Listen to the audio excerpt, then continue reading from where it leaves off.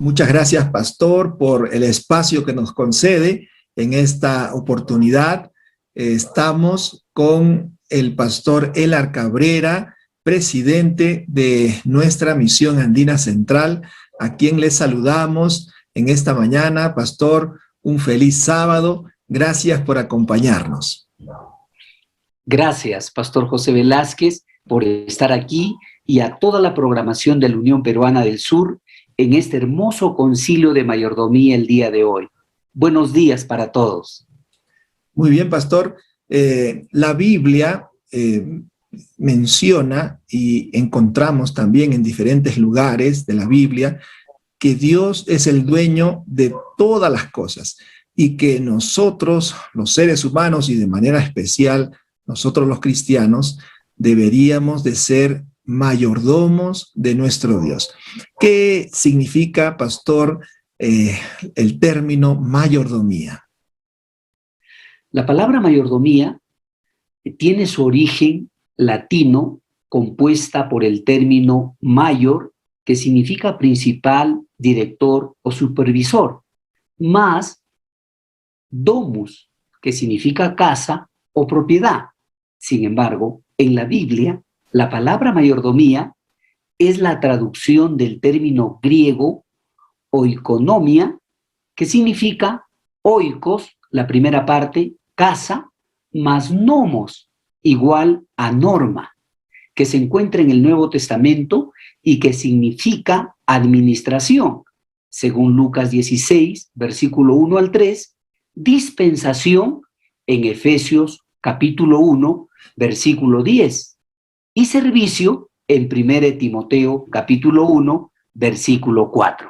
Es lo que podríamos decir y encontramos en cuanto al significado etimológico de la palabra mayordomía.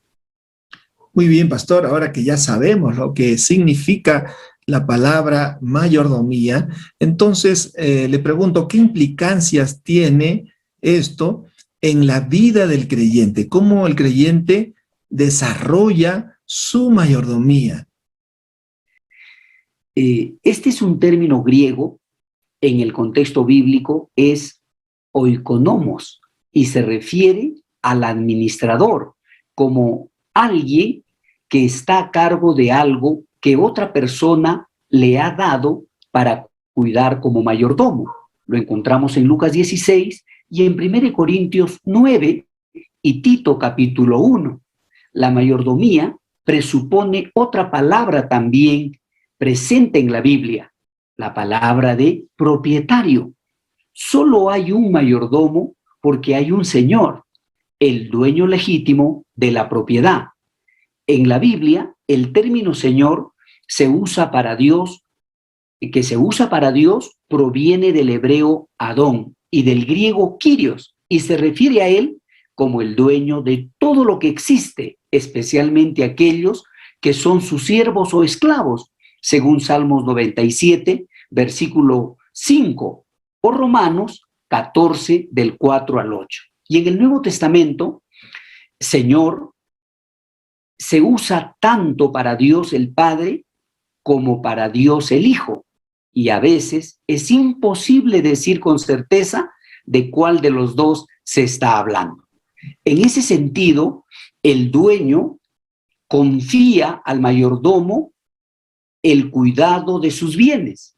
Por lo tanto, mayordomía significa alguien que tiene responsabilidad y la autoridad de cuidar la propiedad de otra persona sin ser el dueño.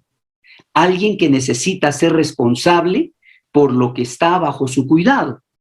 Por ello que en las Escrituras todos los seres humanos son identificados como administradores del Dios, quien creó todas las cosas y colocó al hombre en la tierra para dominar, sojuzgar, arar y responder al Señor por sus acciones.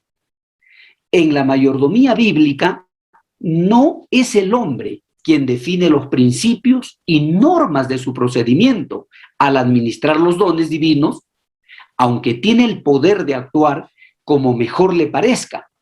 Es Dios quien determina los principios y la ética de la mayordomía cristiana. Depende del mayordomo manejar la vida de acuerdo con estas normas que se encuentran en la palabra de Dios. Si desobedece a Dios, estará sujeto a un ajuste de cuentas y consecuencias inmediatas o al final del juicio. En ese sentido, la mayordomía se divide en 4 áreas que son evidentes en la vida y están bien delineadas en las Sagradas Escrituras. El primero de ellos es el cuerpo, primer módulo de existencia y el más inmediato. Se considera un santuario de Dios que debe mantenerse santo, puro, dedicado a Dios y libre de toda contaminación. Destruir el cuerpo es ofender a Dios. Eso encontramos en 1 Corintios, capítulo 3, versículo 16, y 1 Corintios 6, 16, o Romanos 12, versículo 1 y versículo 2. La segunda área de la mayordomía es el tiempo, sobre el cual existe el cuerpo y que debemos manejar sabia y productivamente para nuestra felicidad y la de nuestros semejantes, pero considerando la voluntad de Dios sobre el uso del tiempo para el servicio material y espiritual. Varias prescripciones bíblicas gobiernan el tiempo para hacer el bien, para orar y para apartar un día para adorar al Señor. Eso está claro en Éxodo 20, del 8 al 11, en los 10 mandamientos, e Isaías 58, versículo 13, también lo sanciona. La tercera área de la mayordomía son los dones o habilidades espirituales, dados al creyente para desarrollarlos para la gloria de Dios en este mundo. Este desarrollo tiene lugar en el tiempo que se nos ha asignado y también tiene como objetivo la autofelicidad y la práctica del amor al prójimo. Eso es importante, una clara evidencia del interés de Dios en que sus hijos sean talentosos en su servicio es la entrega de dones espirituales. Eso está en 1 Corintios 12 o Efesios 4.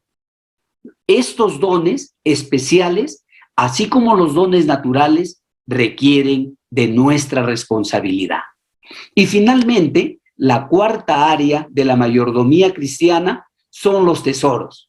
La tierra, así como todo lo que hay en ella, fue entregada a la humanidad para manejarla, pero realmente le pertenece a Dios.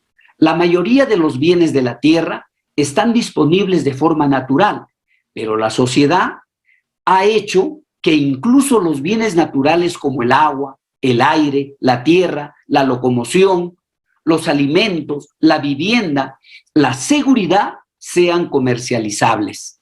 Por ejemplo, la tierra entera es un tesoro común para la humanidad, un módulo espacial de la existencia del cuerpo.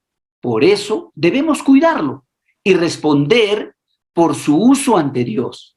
El medio ambiente es un área de administración que se encuentra entre los tesoros comunes de la humanidad. Además de este uso común de los recursos del planeta, cada individuo tiene acceso a bienes materiales para uso personal, obtenidos a través de su trabajo, el ejercicio de talentos y las oportunidades individuales. De estos bienes personales, que son todos los ingresos de la persona, Dios requiere la devolución de los diezmos y las ofrendas.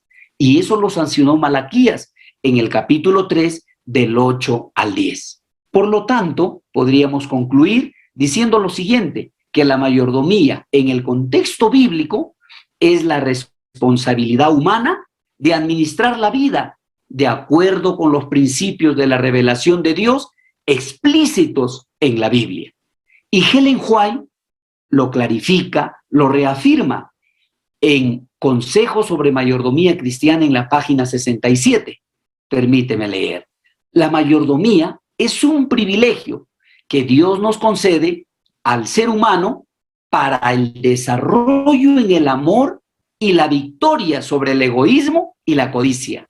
El mayordomo se regocija en las bendiciones que reciben los demás como resultado de su fidelidad. Yo te animo, amigo o amiga, apreciado hermano, a practicar el concepto bíblico de mayordomía para servir a la humanidad, y así nos liberaremos de todo egoísmo. Que Dios te bendiga. Muchas gracias. Muchas gracias, Pastor Elar, por la respuesta a estas preguntas que sin duda muchos de nosotros nos hacemos algunas veces. Vamos a continuar entonces con el programa. Adelante, compañeros. Vamos a seguir con el programa.